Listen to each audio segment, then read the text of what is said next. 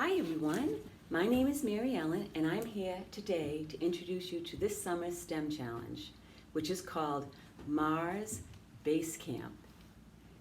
Mars Base Camp is an experiment that contains 4 different missions, and each mission has a challenge. First mission is how are we going to get to Mars?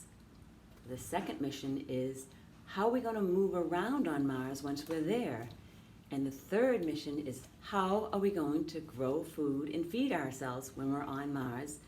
And the fourth mission is how do we get information back to Earth?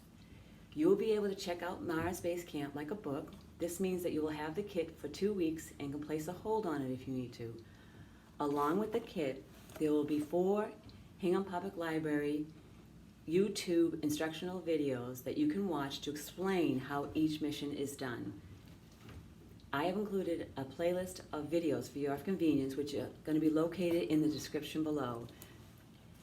This is a great family kit, and join in the excitement now, and now is our chance to plan a visit to Mars.